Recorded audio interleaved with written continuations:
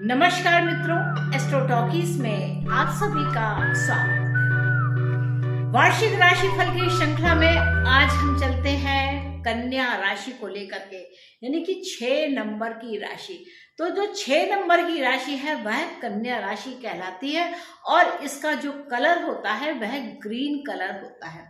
अब कन्या राशि के जो स्वामित्व है वह बुध देव के पास है। तो इस वार्षिक राशिफल में जहां पर गुरु अपनी राशि परिवर्तन का महत्व देंगे, शनि अपने राशि परिवर्तन का महत्व देंगे, साथ में राहु केतु राशि परिवर्तन का अपना महत्व देंगे, साथ साथ में बुध भी अपनी राशि परिवर्तन का यहाँ पर महत्व देंगे। तो जो यहाँ पर बुध का पूरा गोचर होगा, यानी कि पूरे वर्ष में जो इनका गोचर चलेगा वह कभी कभी बहुत अच्छा होगा और कभी कभी कुछ अच्छा नहीं होगा। तो यहाँ पर जिस समय पर गुरु वक्रत्व लेंगे, जिस समय पर गुरु मार्गी होंगे, यानी कि जो अग्नि तत्व वाली राशियां हैं उन पर जब बुध देव महाराज जब अपना वक्रत्व प्राप्त करके मार्गी होने का काम करेंगे तो वह 2-2.5 महीने लगभग इस प्रकार उस राशि के में आना और जाना रखेंगे। तो यहाँ पर मेष राशि में इनका आपको यह परिवर्तन दिखेगा, सिंह राशि में यह वक्री और मार्गी होंगे और धनु राशि में यह वक्री और मार्गी होंगे। जो वर्ष है, इस पूरे वर्ष में आप देखना कि पूरे वर्ष में जो बुध देव महाराज है वह अभी जिस समय यह वीडियो शूट हो रहा है उस समय पर यह धनु राशि में स्थित है और यह वक्री और मार्गी वाली अवस्था के बीच में चल रहा है। तो बुध का जो आपको है, जिस समय पे ये जो बुध है वह यहाँ पर अप्रैल मई के मास में अष्टम भाव में होंगे। ऐसे समय पे आपको अपने स्वास्थ्य को बिल्कुल ठीक देखने से अपने स्वास्थ्य की रक्षा करनी होगी। उस समय पे आपको अपने स्वास्थ्य का ध्यान रखना होगा। आप अगर गाड़ी वगैरह चलाते हैं तो उस समय आपको यह ध्यान देना होगा कि आप गाड़ी बिल्कुल विवेक के साथ चलाएं, क्योंकि यह जो बुध है वह अष्टम में जाने से क्या है, आपकी बौद्धिक क्षमता को बिल्कुल एकदम नीचे लाने का काम करेगा। तो ऐसे समय में ध्यान रखना कि अगर आप उस समय पर मंगल आपका सही अवस्था में है तो आपको वह बल देगा, यानी कि बलपूर्वक आप निकल करके आ सकते हैं। तो इस प्रकार का मतलब एक ट्रांसफॉर्मेशन इस समय अप्रैल मई के मास में यहाँ पर दिखाई देता है। फिर दूसरा क्या है कि अगस्त सितंबर के मध्य में जो बुध है वह सिंह राशि में होंगे। उस समय भी यह क्योर का समय होगा, यह वक्री होंगे, मार्गी होंगे। अपने स्वास्थ्य का आपको ध्यान देना होगा कि स्वास्थ्य में कोई गड़बड़ी ना हो। अगर अस्पतालों में कोई इलाज बताया जाता है तो उस इलाज को आप समुचित तरीके से करें। अब जो बुध की राशि होती है, यानी कि कन्या राशि जो होती है, इसका स्वामी बुध है। तो यह बुध क्या है, बड़ा ही चंचल होता है, बड़ा ही चतुर होता है और इसके अंदर क्या क्या इसके अंदर छिपा होता है यह कोई नहीं जानता। कन्या राशि जो होती है उसे बहुत ही ज्यादा संघर्ष करना होता है, लेकिन एक बात तो पक्की होती है कि जब कन्या राशि वाले जातक होते हैं उनके संघर्ष तो रहता है, लेकिन साथ साथ में उनकी विजय भी होती है। तो ये एक बहुत ही अच्छी बात है कि कितना भी संघर्ष हो ले पर विजय तो मेरी ही है, क्योंकि मुझे संघर्ष से जीतना आता है। यही कन्या राशि की विशेषता होती है। कैरियर के लिहाज से देखा जाए तो कैरियर के मामले में भी यहाँ पर जो बुध देव हैं वह आपके 10वें भाव के स्वामी बनते हैं। तो यहाँ पर क्या है कि जब बुध जब आप प्राकृतिक तौर से यहाँ से वर्तमान में देखा जाए तो बुध जो है वह यहाँ पर है और इनकी जो यात्रा हर मास में चलेगी इस तरीके से चलते हुए। तो जब ये मीन राशि में आएंगे, यानी कि मार्च का समय होगा, उस समय पर आपके को ध्यान समझना होगा। लेकिन अगर आप कुछ व्यवसाय करते हैं, क्योंकि 7 से 7 होता है, 8, 9 और 10 ये कर्म क्षेत्र को भी दिखाता है। तो यहाँ पर अगर आप किताबों से संबंधित कुछ काम करते हैं तो आपको यहाँ सफलता मिलती है। आप फलों से संबंधित कोई काम करते हैं तो आपको सफलता मिलती है। आप सब्जियों से रिलेटेड कोई काम करते हैं, ये बिजनेस है, तो अगर आप ऐसा काम करते हैं तो इसमें आपकी सफलता निश्चित होती है। तो क्योंकि यह जो बुध है यह साग सब्जी को भी दिखाते हैं, फलों को भी दिखाते हैं। तो यहाँ पर जब सप्तम भाव में आते हैं तो ये आपके बिजनेस के ट्रेड्स को बढ़ाते हैं। तो इस प्रकार का यहाँ भाव रहता है। और इसके बाद अप्रैल मई में यह जो है अष्टम भाव में आते हैं। ऐसे समय में आपको स्वास्थ्य को ध्यान देना। कुल मिला के कहा जा सकता है कि इस वर्ष में आपको अपने लग्न पर ध्यान देना है कि आपकी जो फिजिकल बॉडी है इसे कोई चोट ना लगे, इसको कोई हार्म ना हो, इसका स्वास्थ्य सही रहे, इस ओर आप आपका ध्यान केंद्रित रहना चाहिए। तो ये तो हो गई बुध की बात। शनि की बात जहां पर की जाती है तो शनि देव महाराज आपके पंचम स्थान के स्वामी है और यह योग कारक भी है। और यह जो योग कारक होकर के 17 जनवरी को यह छठे भाव में आ जाएंगे, यानी कि यह जो आपका सेवा का भाव है, रोग का भाव है, ऋण का भाव है, यह सुदृढ़ होता है क्योंकि यह उपचय भाव है। और शनि क्या है, धीरे धीरे जिनकी भी उम्र 36 वर्ष से ऊपर है और उनको शनि की दशा आती है तो यहाँ पर उनके जो एक स्थायी व्यवसाय होता है वह उन्हें प्राप्त होता है। क्योंकि देखें तो क्या आपके दसम भाव से यहाँ दसम भाव से देखा जाए तो 7, 8, 9 यह भाग्य का भाव होता है, यानी कि कैरियर में आपको भाग्य के द्वारा यहाँ पर कोई एक बड़ी उपलब्धि प्राप्त हो सकती है।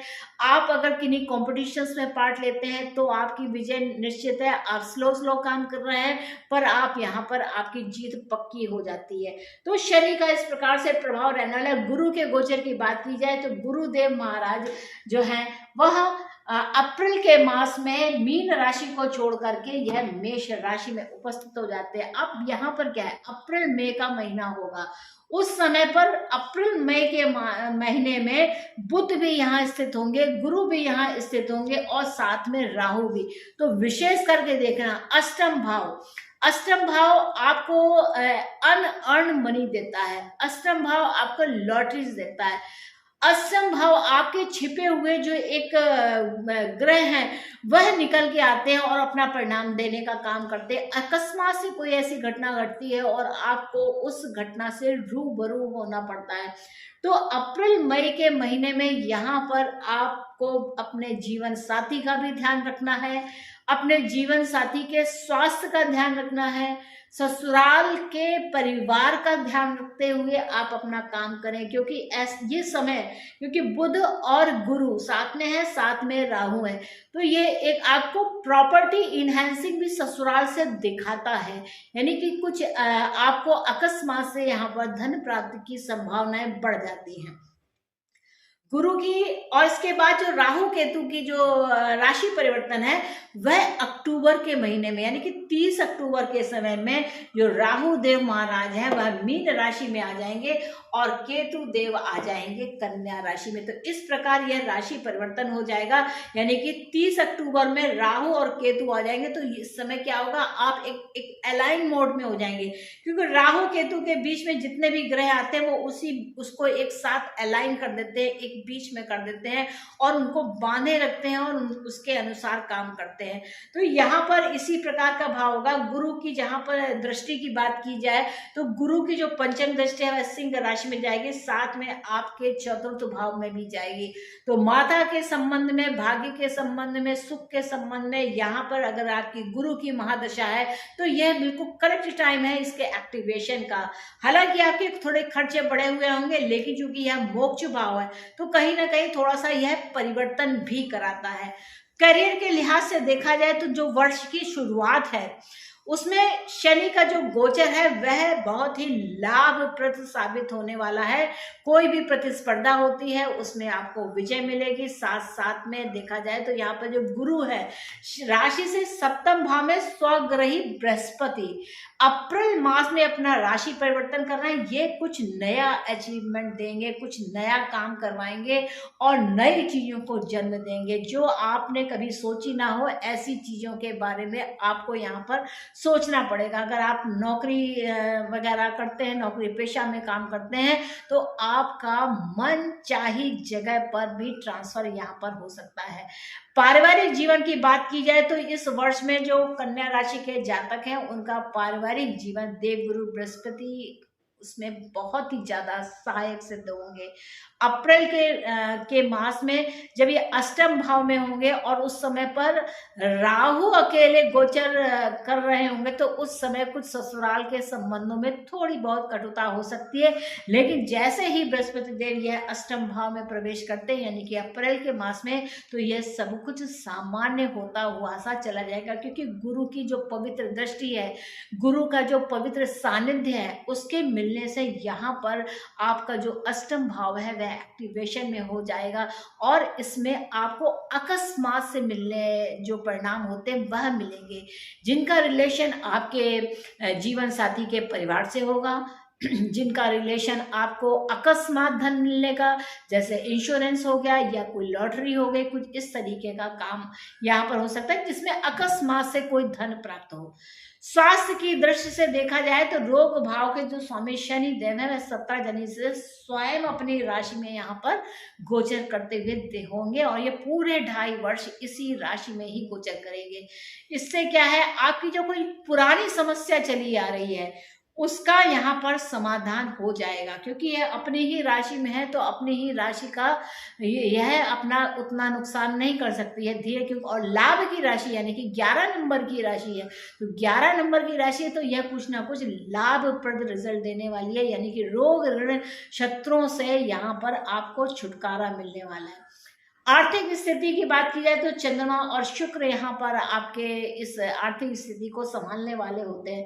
तो शुक्र का जिस प्रकार से राशि परिवर्तन होता जाएगा, शुक्र जिस प्रकार से अपने उच्च की अवस्था में होंगे, उच्च की अवस्था में यह फरवरी के मास में होंगे, उस समय पर यह जो शुक्र है या आपके भाग्य के स्वामी हैं वह यहाँ पर विराजित होंगे। तो यहाँ पर विराजित होने पर यानी कि ये जो शुक्र है यह यहाँ पर विराजित होंगे तो आपको जीवन साथी के द्वारा यहाँ पर कुछ आमदनी का जो स्तर है वह बढ़ा हुआ दिखाई देगा। और यहाँ पर एक चीज देखना कि यह उच्च के यहाँ पर शुक्र रहते हैं और इसके बाद जब ये अप्रैल के मास में ये भाग्य भाव में ही हो जाते हैं तो आपके भाग्य के द्वारा यहाँ पे कोई एक बड़ा कहा जाए, क्योंकि धन के भाव के भी स्वामी है परिवार के, तो कुछ ना कुछ फैमिली से रिलेटेड यहाँ पर कुछ एक विशेष परिवर्तन मुझको दिखाई देता है। बात की जाए तो जुलाई, अगस्त, सितंबर और अक्टूबर के मध्य में यह कर्क राशि और सिंह राशि में मार्गी और वक्री होकर के यह इतने मास तक यह आगे और पीछे होते रहेंगे। नवंबर के मास में जो शुक्र देव है यह नीचत्व प्राप्त करेंगे, लेकिन आपकी लग्न में है। आपकी लग्न का स्वामी अगर किसी अच्छी अवस्था में है आपकी कुंडली में तो कोई भी डरने की आवश्यकता नहीं है। 1 दिसंबर को यही जो शुक्र है वह तुला राशि में स्थित हो जाएंगे और मास पर्यंत यानी कि 26 दिसंबर तक यह तुला राशि में ही रहेंगे और शुक्र इसके बाद वृश्चिक राशि में आ जाएंगे और यहाँ से यह भाग्य भाव को देखते हैं। तो कुल मिला के कहा जा सकता है कि इस समय के दौरान में अगर नीचत्व को छोड़ दें अगर शुक्र को, तो कुल मिलाकर यह शुक्र का जो गोचर है वह काफी आर्थिक स्थिति को मजबूत करने वाला होगा। आप उपाय के रूप में क्या कर सकते हैं कि छोटी छोटी कन्याओं को सफेद रेशमी वस्त्र, सफेद खाने का सामान जैसे दूध है, दही है, सुगंधित पदार्थ है, इस प्रकार का आप शुक्रवार के दिन दान करें। साथ साथ में बुधवार के दिन भी आपको क्या करना होगा, आप गणेश जी की पूजा करें, गणेश जी को बुधवार के दिन दूर्वा अर्पित करें, उनके नाम से लड्डुओं का भोग लगाएं और वह प्रसाद आप सबको वितरित करें। क्योंकि जब केतु देव महाराज आपके अक्टूबर के मास में यहाँ आ जाएंगे तो उससे पहले आपको तैयारी करनी होगी इस बौद्धिक क्षमता को के विकास जो कि रुके ना, तो उस विकास जो रुकना जिसकी में कोई बाधा ना है उसके लिए आपको भगवान गणेश जी की पूजा अगर आप करते हैं तो यह आपके लिए काफी लाभप्रद होगा। परीक्षा प्रतियोगिता की अगर बात की जाए तो इस वर्ष के शुरुआत में जो शनि देव महाराज हैं वह 6ठे भाव से जा रहे हैं और पंचम के भी स्वामी है। तो यह क्या है, परीक्षा प्रतियोगिताओं के लिए जो आप काम कर रहे हैं उसके लिए यह एक बहुत ही शुभ स्थिति है।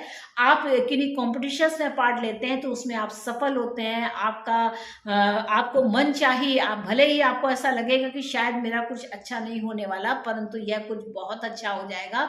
और वहीं जब बृहस्पति देव जी अप्रैल में मास में अष्टम भाव में जाते हैं तो यह आपके विदेशों के संबंधों को बढ़ाते हैं। तो हो सकता है कि आपको अपने पढ़ाई उच्च शिक्षा के लिए बाहर भी जाने का काम करना पड़े, यानी कि विदेशों से, विदेशी यूनिवर्सिटीज में भी आपका यहाँ संबंध बन सकता है, क्योंकि शनि देव की जो यहाँ पर दृष्टि पड़ रही है, यानी कि गुरु और शनि दोनों ही यहाँ पर विदेश भाव को दिखाते हैं। तो यहाँ पर यह भी देखना कि गुरु और शनि विदेश भाव से संबंध रख रहे हैं, तो विदेशी यूनिवर्सिटीज में भी यहाँ पर आपका दाखिला हो सकता है। उपाय के रूप में जैसा मैंने पहले बताया कि यहाँ क्या करना चाहिए, तो क्योंकि केतु आपके यहाँ पर आ रहे हैं, हालांकि बुध की राशि में केतु का होना दैट इज कोई नुकसान की बात नहीं है, तो यह गणेश योग को देता है। यानी कि यहाँ पर अगर आप गणेश जी की पूजा अर्चना करते हैं और कोई भी काम करने से पहले आप गणेश जी का आवाहन करते हैं, उनका ध्यान करते हैं, उनके लिए प्रसाद आप देते हैं, आप सजीव हाथी के लिए चारा उपलब्ध कराते हैं, तो इससे बढ़कर कोई दूसरा उपाय है ही नहीं। साथ में आप क्या कर सकते हैं, आप सफेद चंदन का तिलक अपने माथे पर लगाएं, जिससे आपको मानसिक शांति भी मिलेगी। तो मित्रों, ये था वर्ष 2023 के लिए कन्या राशि वाले जातकों का वार्षिक राशिफल। हालांकि कन्या राशि का जैसा कि हमेशा ही होता है, they struggle a lot, but वो कभी ना कभी जीतते हैं और उनकी जो विजय होती है वो बहुत बड़ी होती है। तो इसका आप बिल्कुल अपने आशा में रखें कि कन्या राशि संघर्ष तो कर रही है पर जीतेगी अवश्य, इस बात को ध्यान में रखते हुए। तो मित्रों, मुझको आज्ञा दीजिए, मिलेंगे नेक्स्ट एपिसोड में तुला राशि को लेकर के। तब तक के लिए नमस्ते। और जाने से पहले, वीडियो ऑफ करने से पहले, मैं आप लोगों से अनुरोध करती हूँ कि अपना मेरे चैनल को लाइक कीजिए, इसको शेयर कीजिए और सब्सक्राइब कीजिए, क्योंकि सब्सक्राइब करेंगे तो मेरे वीडियोस आप तक तुरंत ही पहुंच जाएंगे। तो मित्रों, मिलेंगे नेक्स्ट एपिसोड में, तब तक के लिए नमस्ते।